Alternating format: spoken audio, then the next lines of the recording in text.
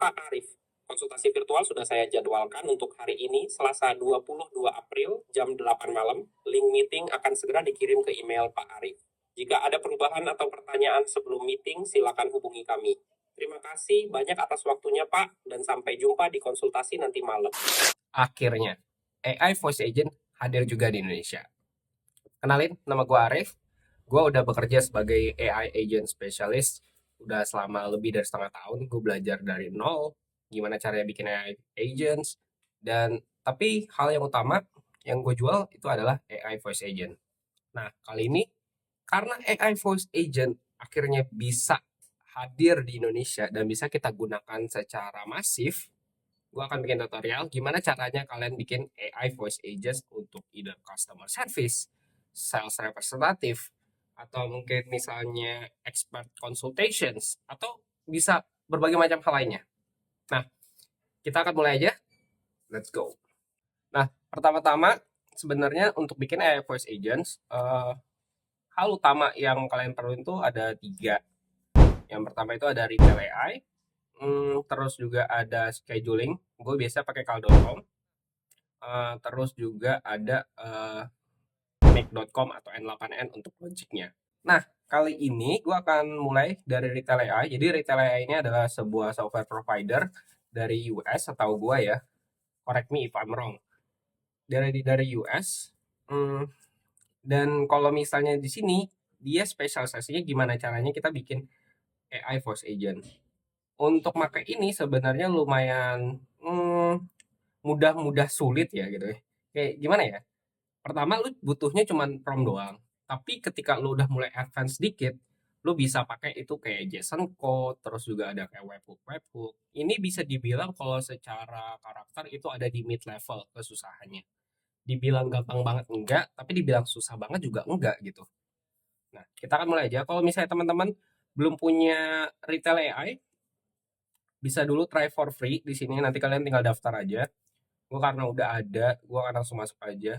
Nah, ini akan langsung masuk ke dashboard. Di sini ada beberapa hal yang mungkin akan gue blur karena banyak informasi yang sebenarnya gue pakai. Tapi gue akan jelasin dulu secara gamblang retail AI dashboard ini kayak gimana. Yang pertama nih, kita ada di section kiri. Ini yang pertama ada agents. Nah, agents ini apa sih? Nah, kita akan agents ini adalah tempat di mana kita akan ngebuat AI agents-nya untuk voice-nya. Yang kedua itu ada knowledge base. Nah, knowledge base ini adalah jadi anggapan kalian punya AI voice agents. Nah, tapi kan kalian punya informasi, misalnya kalian punya bisnis atau punya usaha sendiri, dan itu ada kalian ada apa ya, FNQ-nya lah, yang misalnya ada question and answer, teknisi atau apa-apa segala macam detail tentang perusahaan kalian, atau misalnya tentang workflow kalian, atau workflow internal kalian, atau informasi tentang produk kalian. Nah, itu semuanya nanti akan dimasukin ke knowledge base. Knowledge base itu kayak gimana sih? Nah, ini ada beberapa. Kalian bisa aja misalnya masukin knowledge base, tes.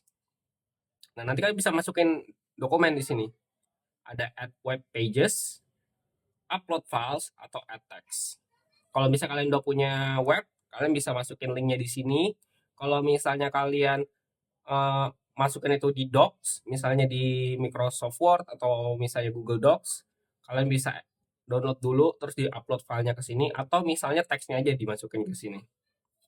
Gue nggak akan jelasin lebih detail dulu karena kita di sini baru perkenalan dulu gimana retail AI itu sendiri untuk membuat AI voice agents.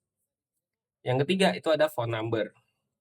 Nah, di sini tuh phone numbernya kalian harus gunain apa ya, third party lagi sebenarnya, jadi bukan dari retail AI-nya. Kenapa? Karena sebenarnya gue ada nih, kalau misalnya kalian mau daftar di sini by new number, itu cuman ada buat US.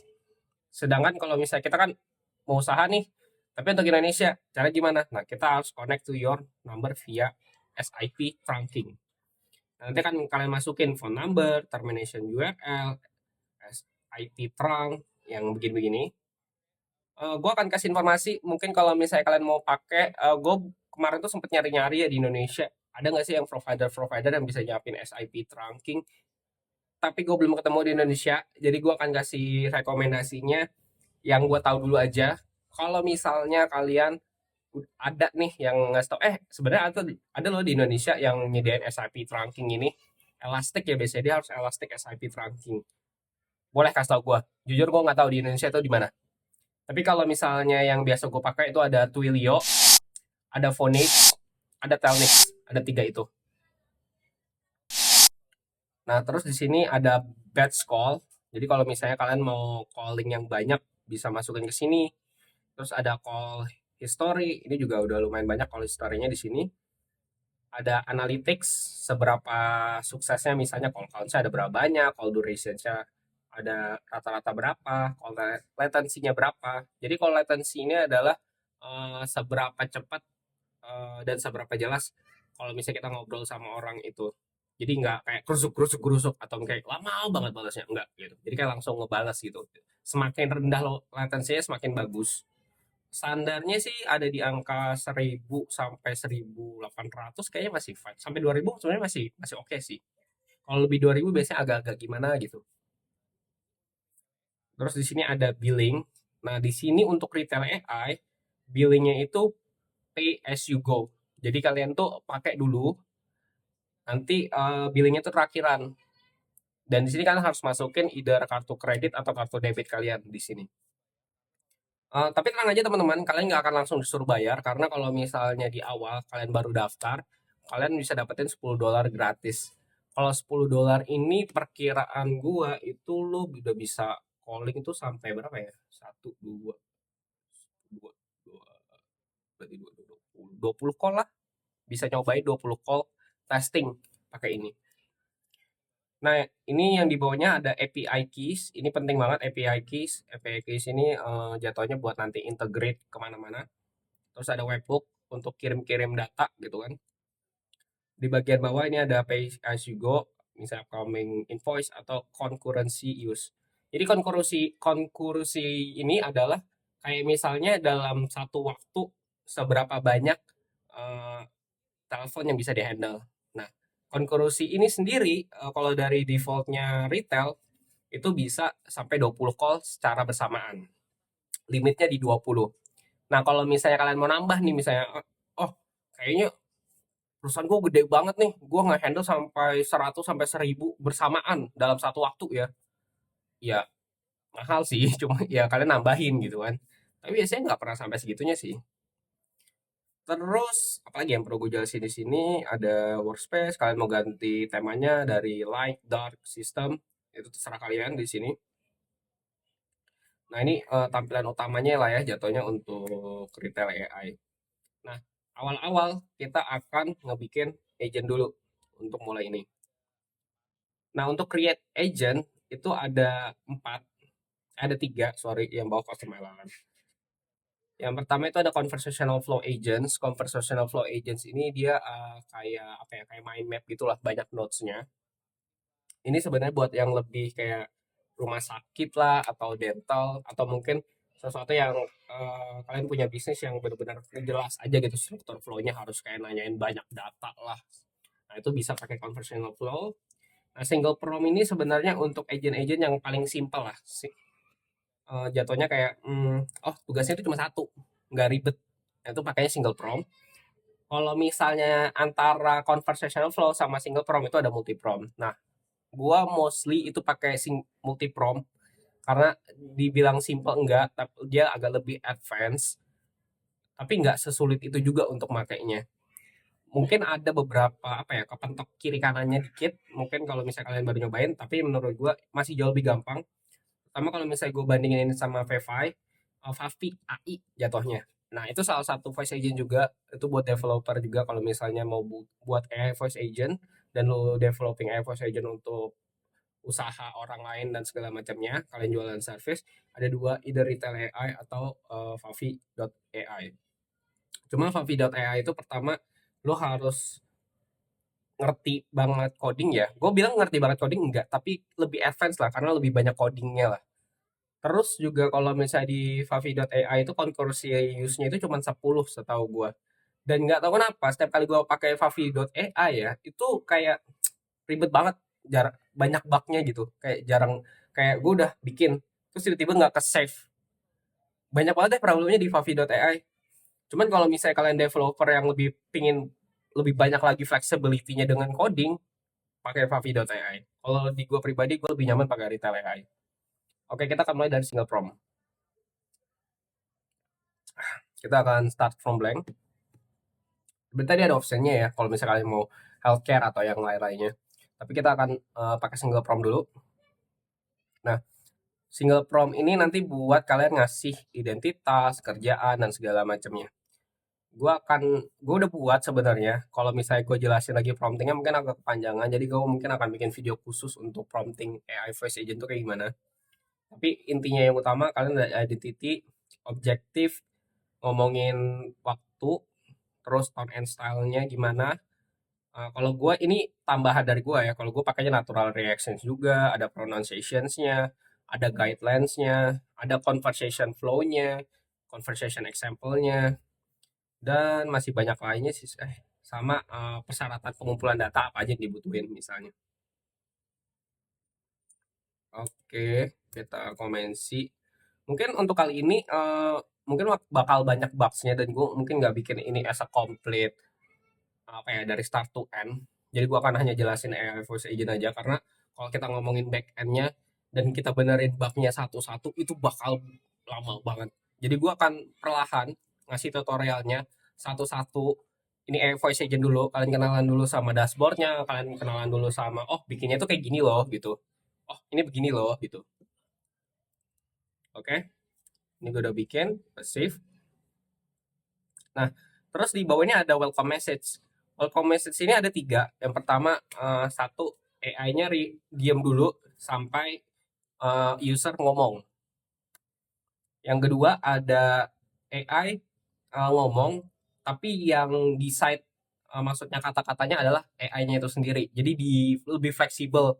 Bisa aja ada satu telepon dia ngomongin selamat pagi Bapak. Terus kalau misalnya yang kedua kayak eh, halo apa halo bapak saya dari sini langsung kayak gitu bisa macam-macam ini dynamic banget kalau yang kedua cuman apa ya kadang-kadang kalau misalnya pakai yang dynamic ini kalian harus juga harus hati-hati dan promptnya itu juga harus dibenerin lebih detail lagi karena kalau misalnya pakai yang dynamic takutnya ngaco atau yang ketiga nah AI akan jawab sesuai dengan apa yang kalian kasih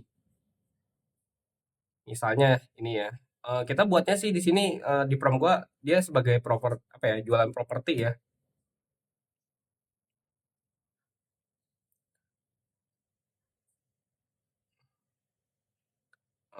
Ini gue kasih ini aja ya, gue ganti. Oke. Nah, terus di sini kita ada beberapa fungsi. Yang pertama ini ada GPT-4o. Sebenarnya GPT-4o ini agak lebih mahal ya. Kita pakai GPT-4.1. GPT-4.1 ini lumayan oke banget menurut gua karena lebih cepat dan lebih murah. Terus, wow, ini agak mahal. Wah ya. Oh, oke. Voice Engine 11 Labs. Oke. Nah, untuk ini kita ganti dulu bahasanya. Bahasanya ke Indonesia. Oke. Terus untuk ngasih suaranya sebenarnya kalau di sini either Eleven Labs, Play HD atau OpenAI itu dia nggak nyiapin kayak orang suara Indonesia. Jadi kita harus nyiapin sendiri. Nah caranya itu gimana? Add custom voice. Terus kita voice clone. Nah kalian bisa masukin suara itu up to 10 MB ke sini. Nanti itu akan dirubah. Kali ini gue akan coba rekam sendiri ya untuk suara ini. Oke, gue udah ngerekam. Ini mungkin suaranya. Coba. Selamat pagi, perkenalkan saya Arif dari Prima Property Management. Saya menghubungi Bapak karena baru-baru ini Anda mengirimkan pertanyaan tentang layanan pengelolaan properti kami melalui website. Apakah sekarang waktu yang tepat untuk berbincang sebentar? Oke, itu suara gue ya, gue rekam sendiri. Jadi kalian harus pakai suara kalian sendiri atau misalnya kalian hire. Ingat copyright ya guys ya. Jadi jangan pakai suara orang sembarangan sebisa mungkin, oke? Okay? Gue tidak ingin kalian melakukan copyright issues. Oke, habis itu kita akan masukin ini ke sini, custom voice. Kita tinggal choose file, drag, kasih nama Arif. Nih, I hereby confirm that have necessary rights. Oke, save. Tunggu bentar. Oke, nah ini udah. Kita akan coba tes dulu suaranya ya.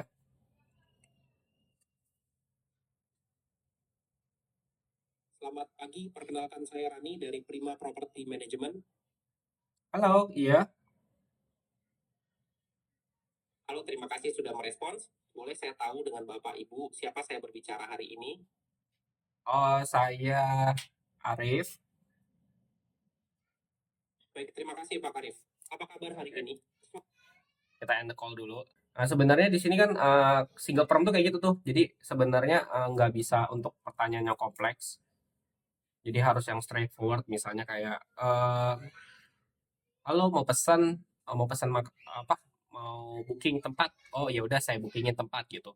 Atau misalnya, halo saya mau tahu informasi. Oh ya udah informasi. Jadi cuman kayak bagusnya itu cuman maksimal mungkin 2 tugas kali ya. Kalau lebih sulitin lagi mungkin 1 sampai 3 tugas. Tapi kalau misalnya nanti ke multi prom atau misalnya ini, sorry guys, kalau misalnya nanti ke multi prom atau ke conversational flow mungkin bisa lebih banyak tugasnya karena nanti ada beberapa hal yang lain. Sebelumnya kalau misalnya kalian mau ngetes nih, itu kalian bisa juga lewat chat. Nah ini ada tes LLM, itu bisa manual chat di sini. Nanti dia akan, halo perkenalkan saya Rani, nanti kalian tinggal ketik. Jadi kalian lakuin dulu sampai panjang sampai bawah sampai berhasil. Kalau ada yang nggak suka bisa dihapus dulu, dibaikin promnya, terus balik lagi sampai benar-benar udah oke. Atau, sorry, ini gua hapus dulu. Kalian bisa ke AI stimulated chat. Nah, di sini kalian bisa ngasih tahu nih, gua ada mau ngetes nih, tujuannya identitinya siapa, kasih namanya, goalnya apa, personalitinya seperti apa, either kostum apa ya, usernya itu sabar kah atau yang tukang marah-marah kah atau gimana. Nah itu bisa dimasukin di sini. Oke, jadi kalian bisa dulu tes di alarmnya yang bisa chat dulu atau pakai AI, setelah itu baru pakai tes audio. Karena kalau pakai tes audio ini kalian bayar guys, jadi kepake misalnya. Jadi kalian punya $10 kredit. Kalau misalnya pakai ini kepotong tuh. Nah, jadi ingat ya, jadi jangan tes audio sembarangan. Setahu gue tes LLM juga sekarang kayaknya dipotong deh, tapi nggak segede itu. Jadi pakai tes audio itu agak hati-hati, kalian pastiin dulu semuanya. Nah, ini ada function. Nah, function ini di sini kita bisa add end call transfer, check calendar, book on calendar, press digit, IVR navigation. Jadi kayak misalnya kan ada tuh tekan nomor 9, tekan nomor berapa. Nah, itu bisa di sini. Terus ada custom function. Kalau kalian udah masuknya ke advance, kalian akan lebih sering gunain yang namanya custom function. Tapi karena kita di sini baru permulaan, kita hanya akan gunain custom function dari mereka. Nah, yang pertama kita ada encall. Di sini encall kita kasih user mengakhiri pembicaraan, berikan salam salam yang sopan dan ramah untuk akhir pembicaraan. Save. Terus kita akan cek kalender dan book on the calendar. Jadi cek kalender sama book calendar ini nanti akan kita gabungin sama yang namanya cal.com. Nah, di cal.com ini adalah sebuah apa ya, web aplikasi yang khusus untuk apa ya, booking kalender, booking kalender. Kenapa nggak langsung ke Google? Sebenarnya kalau bisa ke Google juga bisa, cuman lebih banyak back-end-nya. Kalau cal.com ini lebih terintegrasi dan dia itu bisa ngebatasin.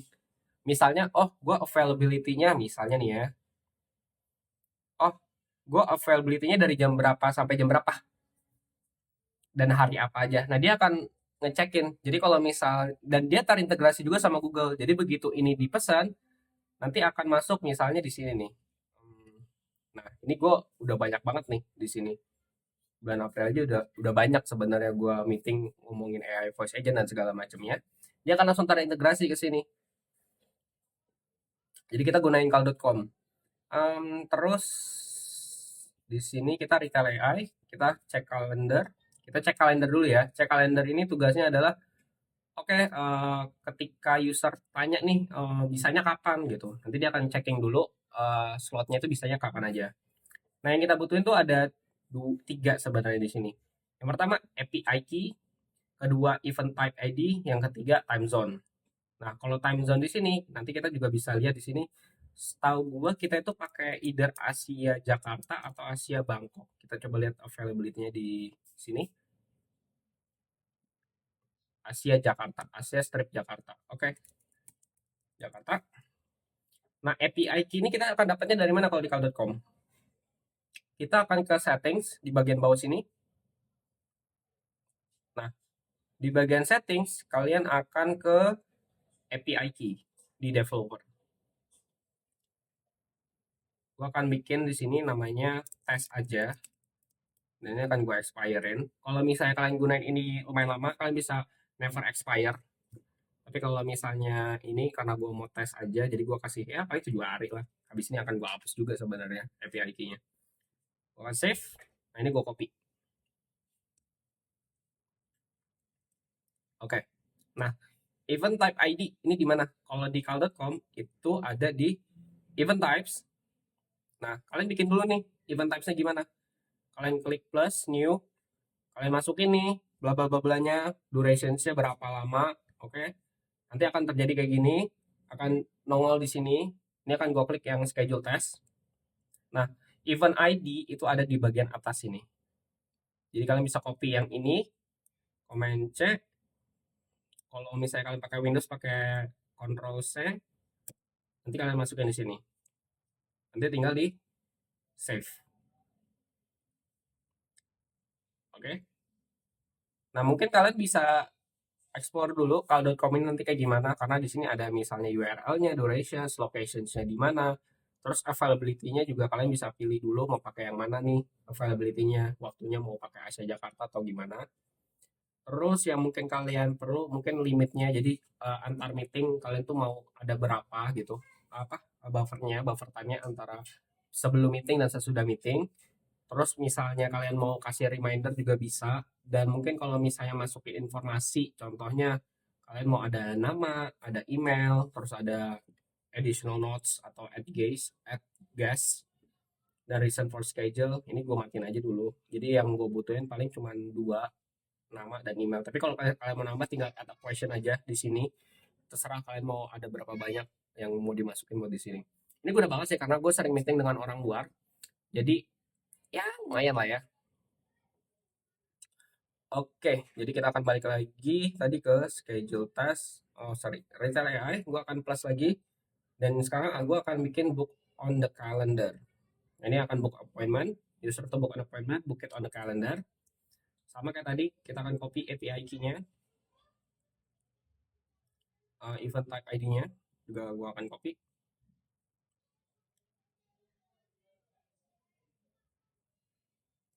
C.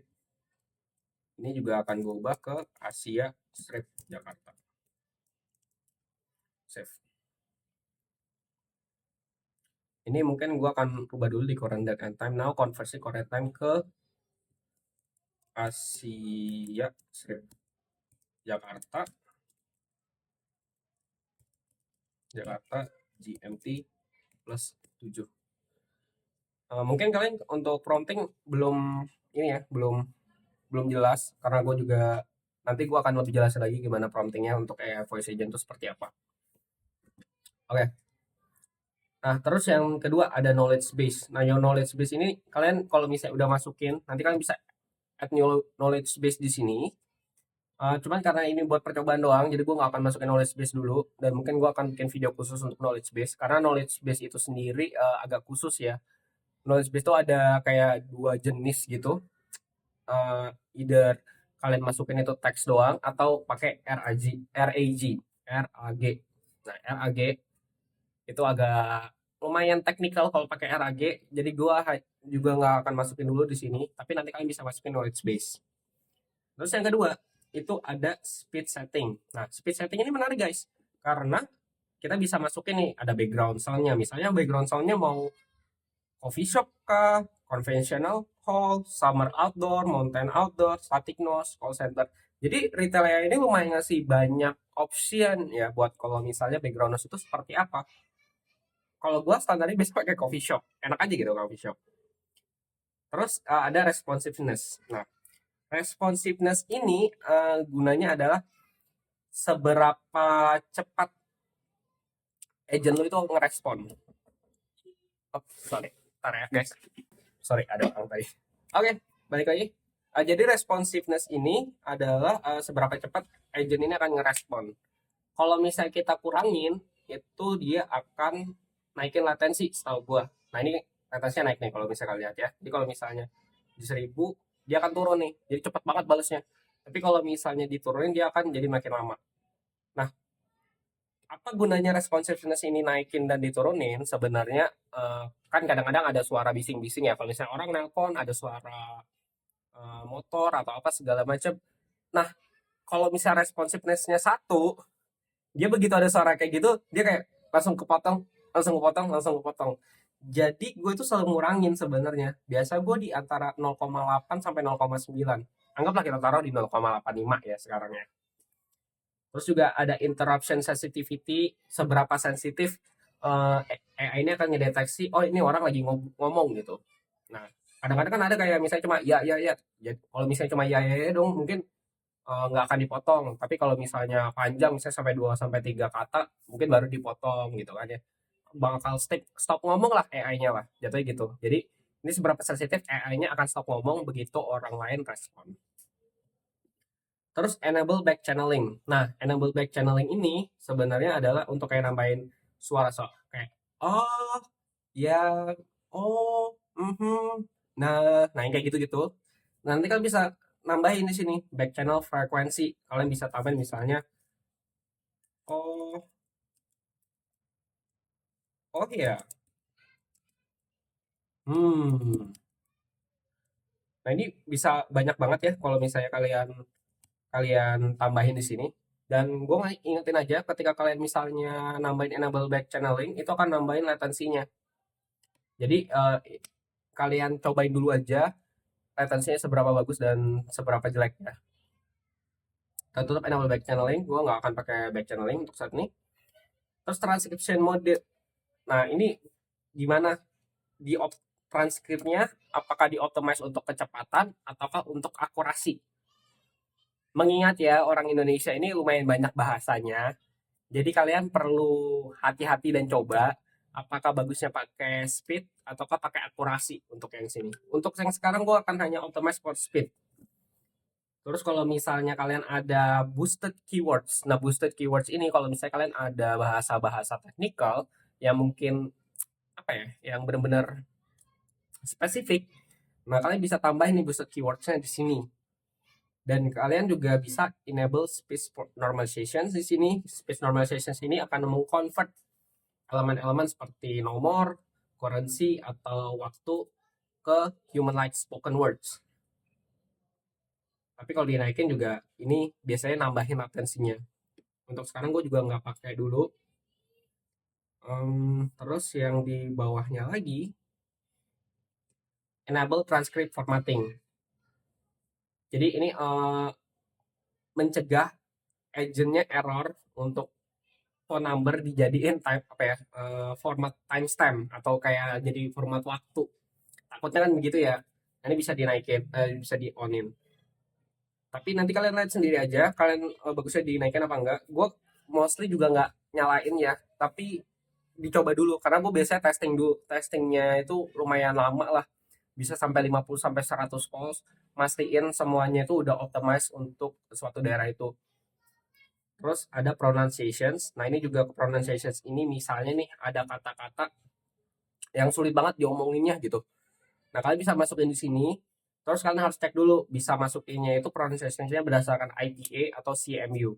Ini gue nggak tahu ya di Indonesia, menurut gue agak sulit karena IPA dan CMU itu biasanya untuk kata-kata Inggris dan yang lainnya. Nah, bahasa Indonesia mungkin kalau ada linguistics expert di sini kasih tau gue apakah IPA dan CMU itu berlaku untuk bahasa Indonesia. Gue cancel dulu. Kita ke call settings. Nah, call settings ini kalau misalnya kalian ngelakuin outbound call itu adalah telepon, kalian nelpon orang. Nah, itu akan mendetek either, oh ini masuknya ke voicemail apa enggak. Nah, ini bisa dinyalain dan kalian punya pilihan either hang up atau kalian mau ninggalin pesan. Kalau gue just hang up. Terus kalian bisa voicemail detection durations. Gue nggak mau lama-lama karena makan biaya ya sebenarnya. 10. Terus end call on silence. Nah, end call on silence ini kalau misalnya nggak ada apa-apa sampai berapa diem doang hening gitu. Berapa lama ini akan dibikin end call sama agentnya. Kalau ini gue biasanya cuma taruh kayak 30 seconds. Nggak ada suara 30 seconds mati. Udah. Karena nggak mungkin lebih dari kayak 30 tuh masih ada obrolan. Nggak mungkin kan. Biasanya pasti udah ada respons. Nah, ini max call duration. Seberapa lama dalam satu percakapan itu teleponnya berlangsung. Nggak mungkin sampai 1 jam, jadi gue biasanya cuma naruh di 7 menit atau 8 menit. Maxnya 10 menit untuk percakapan yang benar-benar kompleks lah. Diusahain jangan lewat 10 menit juga. Dan kalau bisa ini kalian benar-benar turunin jadi 7 sampai 8 menit. Kenapa? Karena 1 menitnya makan biaya dari TLA ya. Kan karena pay as you go kan. Lumayan loh coy, motong duit ya kan. Terus ring duration. Ini duration untuk nungguin phone will ring sebelum di answer. Jadi kalau misalnya kalian ada telepon masuk nih. Nah, telepon masuk ini akan nungguin berapa lama sampai agentnya ngangkat. Maksimalnya di sini 30 seconds. Ini akan gue biarin default. Kenapa dibikin seperti itu? Jadi di proses back-end-nya itu ada yang namanya ngambil data. Jadi ngambil data dari database kalian dan akan dikirimin ke AI agents. Jadi anggapannya kalau misalnya nih kalian nelpon dan sebenarnya kalian tuh udah customer apa langganan nih sama usaha ini dan sering nelpon ke sini. Nah, AI-nya akan ngedetect, lo balik lagi nih gitu. Tapi kalau misalnya kalian nggak ke-detect, ya dia akan bilang, halo, selamat pagi, bicara dengan siapa ya. Nah, itu seperti itu. Yang selanjutnya adalah post-call analysis.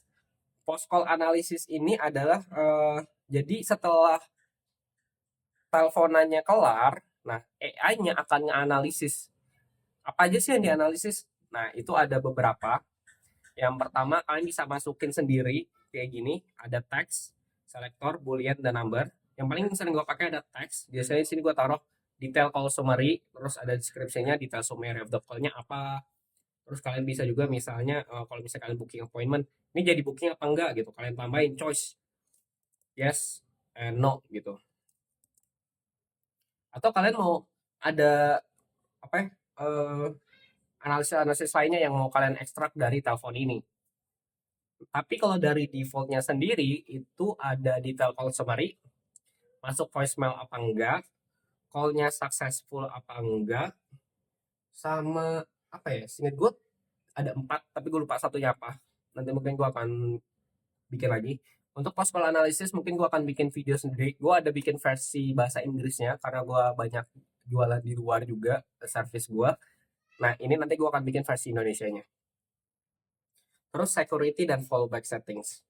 Ini penting banget nih, terutama untuk perusahaan-perusahaan yang punya ada standarisasi, misalnya standarisasi HIPAA, HIPAA. Nah, ini standarisasi di mana medical journey, kayak misalnya dokter rumah sakit, mungkin dental juga, atau skin clinic yang nggak boleh ambil data sensitif. Nah, jadi di sini dia tidak akan mengambil data sensitif. Terus yang kedua, security URL. Ini juga penting. Jadi security URL ini kalau misalnya kalian ngirim URL atau apapun, dia akan ada security lognya yang bakal kayak expire dalam 24 jam. Fallback voice ID. Nah, fallback voice ID ini jatuhnya adalah kalau misalnya nih suara utama yang kita kasihnya apa ya gagal. Nah, fallbacknya itu kemana? Dan misalnya nih, kalau misalnya di voice ID di sini kalian kan pakai Eleven Labs. Fallbacknya nggak boleh sama pakai Eleven Labs. Jadi either pakai PlayHT atau OpenAI. Nah, cuma problemnya di sini adalah Untuk bahasa Indonesia itu belum tersedia custom cloning buat IST dan OpenAI. Jadi kita nggak ada options untuk fallback voice. Kalau misalnya pakai bahasa luar, pakai bahasa Inggris atau yang lain yang tersedia ya, itu udah ada. Gue untuk klien gue luar tuh udah ada fallback voice-nya untuk bahasa Inggris. Terus yang terakhir itu ada webhook settings. Nah, webhook settings-nya dua, inbound dan agent level webhook. Nah, ini apa aja sih?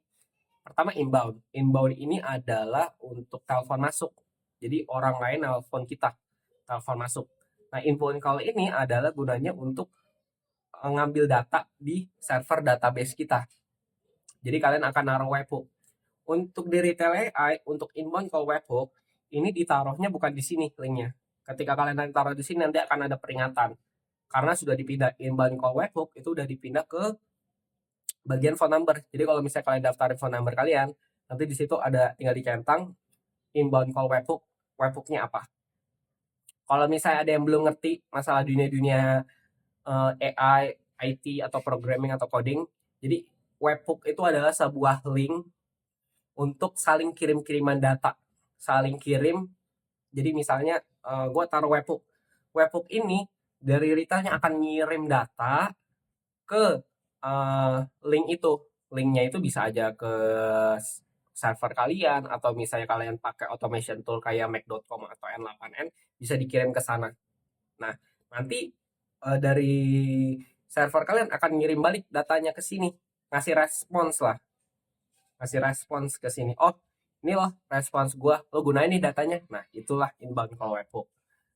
Agent level webhook ini untuk menganalisa telepon kelar. Jadi ketika teleponnya udah kelar, nah agent level webhook ini akan ngirim-ngirim data ke webhook kita. Nah webhook kita akan atau ke server lah ya jatuhnya, webhook atau server atau automation tool atau backend ya whatever it is, itu akan ngirim data ke situ dan di situ kita akan mengolah data-data itu untuk jadi sesuatu yang lebih ready.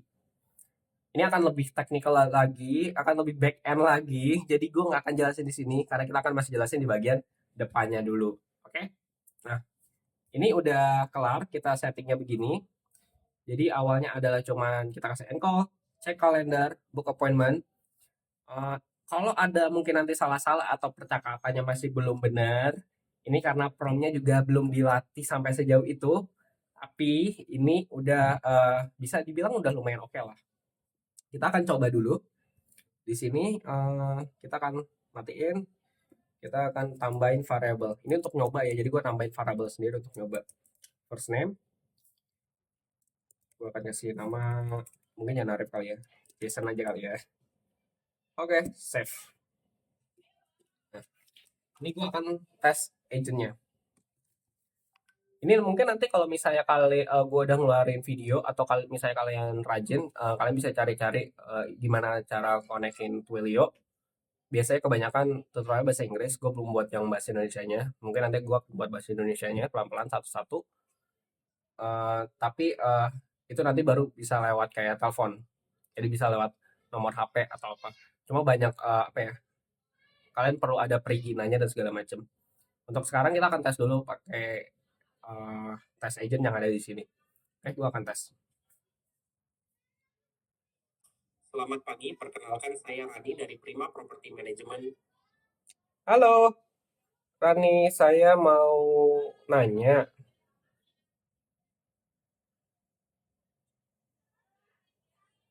Halo, selamat pagi. Senang sekali bisa berbincang dengan Bapak Ibu. Bagaimana kabarnya hari ini? Silakan, ada yang bisa saya bantu terkait pengelolaan properti? Iya, saya mau nanya masalah propertinya bisa apa ya? Bisa kalian tolong kelola nggak ya propertinya? Iya, tentu saja Pak Bu. Kami memang spesialis dalam membantu pemilik properti untuk mengelola propertinya, baik itu rumah, apartemen, ruko, atau properti komersial lainnya. Biar saya bisa membantu lebih tepat, boleh saya tahu dulu jenis properti apa yang Bapak Ibu ingin kelola dan berapa jumlah propertinya? Saya punya kos-kosan, lumayan banyak ya, ada 10.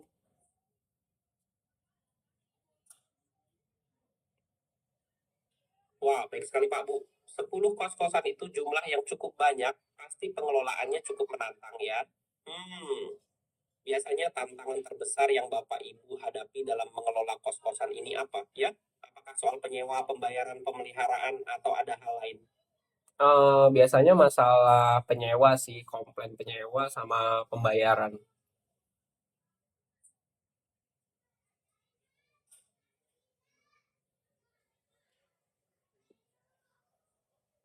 Ya, saya mengerti Pak Bu.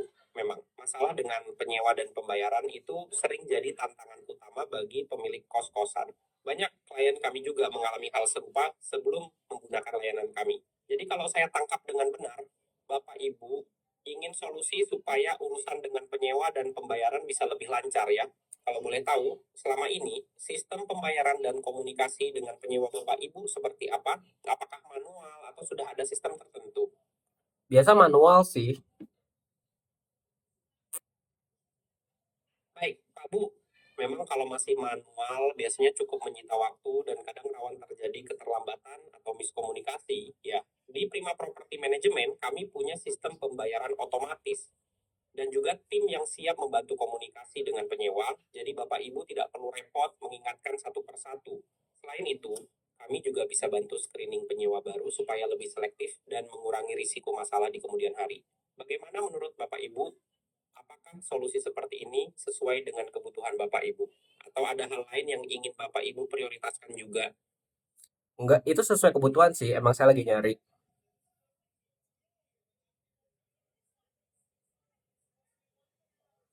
Ya, betul sekali, Pak Bu. Banyak pemilik kos-kosan yang akhirnya merasa lebih tenang setelah urusan pembayaran dan komunikasi dengan penyewa dipegang oleh tim profesional. Supaya kami bisa memberikan solusi yang paling pas, boleh saya tahu nama lengkap Bapak Ibu dan alamat emailnya? Nanti kami bisa jadwalkan konsultasi gratis dan tim spesialis kami akan membantu membuatkan rencana pengelolaan yang sesuai dengan kebutuhan kos-kosan Bapak Ibu. Kapan waktu yang nyaman untuk Bapak Ibu melakukan konsultasi? Misalnya pagi, siang, atau sore. Kami juga bisa lakukan pertemuan virtual atau tatap muka sesuai preferensi Bapak Ibu. Oh, oke. Nama saya Arif Rahman. Terus kalau misalnya konsultasi, eh, kapan ya waktu yang tersedia? Saya mau konsultasi virtual aja dulu. Baik, Pak Arif. Saya akan cek jadwal ketersediaan konsultasi virtual dari hari ini sampai Jumat depan. Nanti saya informasikan pilihan waktunya ya. Pak Arif, untuk konsultasi virtual, kami punya banyak slot waktu yang tersedia mulai hari ini sampai Jumat depan. Misalnya, hari ini mulai jam setengah 8 malam sampai tengah malam.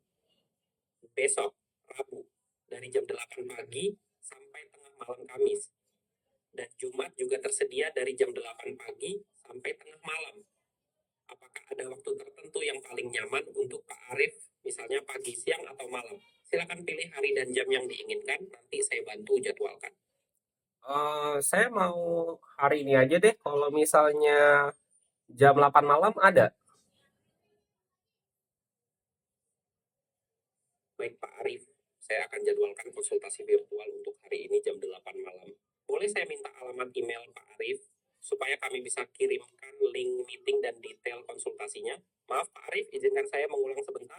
Untuk penjadwalan saya perlu konfirmasi tanggal pastinya.